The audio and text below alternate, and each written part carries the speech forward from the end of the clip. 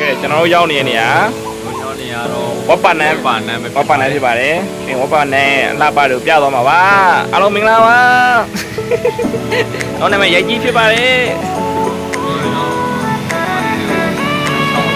မလေး6ရဲ့နေရာတော့ဒါတော့ဝေးကြီးဖြစ်ပါတယ်ဝေးကြီးပါခင်ဗျာဝေးကြီးဖြစ်ပါတယ်โอเคပါမယ်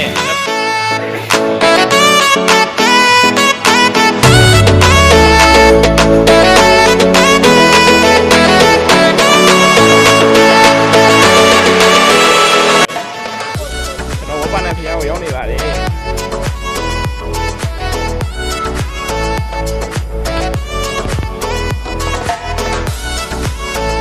ျွန်တော်ကြောက်သိမ်းမြောက်ပါဒီမှာရှိပါတယ်ကြောက်သိမ်းမြောက်ပဲနားမှာရှိတယ်